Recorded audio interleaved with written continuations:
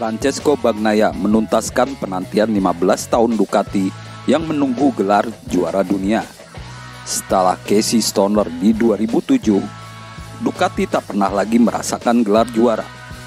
Sejak 2007 sampai 2021, Yamaha, Honda, dan Suzuki bergantian jadi juara MotoGP. Ducati hanya berstatus nyaris saja, salah satunya lewat Andrea Dovizioso. Bagnaia hadirkan kejutan dan kegembiraan untuk Ducati. Dia juga mengakhiri penantian Italia yang menunggu juara dunia baru setelah Valentino Rossi. Tak sekadar juara, Bagnaia juga menghadirkan rekor yang mencengangkan. Dia menorehkan rekor yang belum pernah ditorehkan pembalap manapun di sejarah MotoGP. Bagnaia hanya finish di posisi ke-9 pada MotoGP Valencia. Balapan ini dimenangkan Alex Rins, sedangkan Brad Binder dan Jorge Martin rebut posisi 2 dan 3.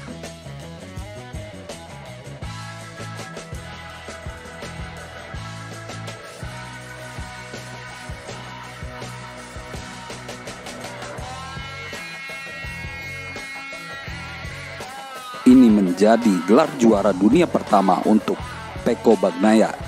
Simak saja rekor bersejarah yang ditorehkannya di MotoGP 2022. Rekor pertama, Bagnaia mengejar defisit 91 poin dari Quartararo di klasemen MotoGP.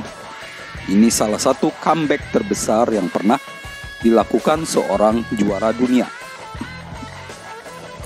Rekor kedua, Bagnaia menjadi pembalap pertama yang tidak finish 5 kali tapi bisa menjadi juara.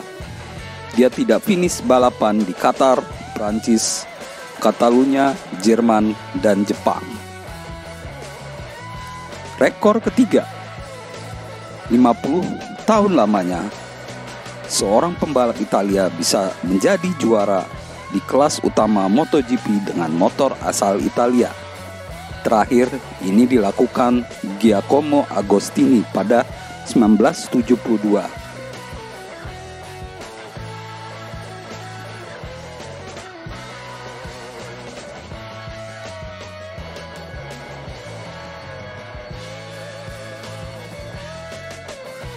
Ketika mengulas kembali perjalanan Bagnaia di musim ini di MotoGP 2022. Dia memulai balapan di Qatar dengan buruk. Dia tidak finish di seri pertama Qatar.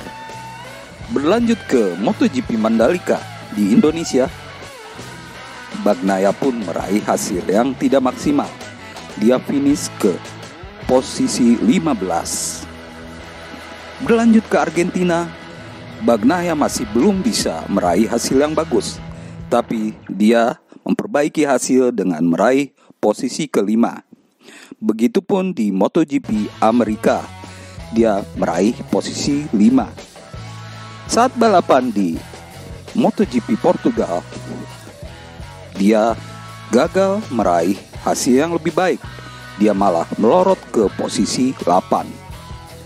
Kebangkitan bagi Bagnaia terjadi di MotoGP Jerez, Spanyol. Disinilah boleh disebut sebagai titik balik bagi Bagnaia untuk mengejar gelar juara dunia. Dia berhasil menjadi yang pemenang finish posisi pertama di sirkuit Jerez.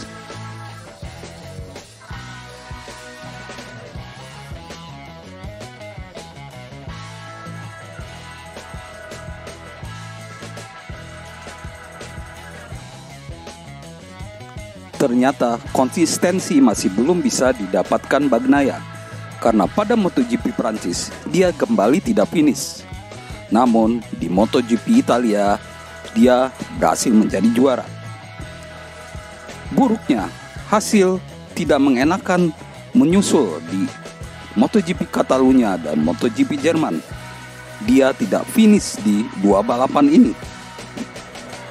Tapi ini tidak menyurutkan semangat Bagnaia. Dia malah bangkit di MotoGP Belanda dengan meraih kemenangan. Dan seterusnya di Inggris, Austria, dan San Marino, dia juga berhasil menang dan mencetak 4 kemenangan beruntun. Pada MotoGP Aragon, dia bersaing ketat dengan Enea Bastianini, nyaris saja mencetak 5 kemenangan beruntun, tapi dia kalah dari Enea Bastianini di lap terakhir.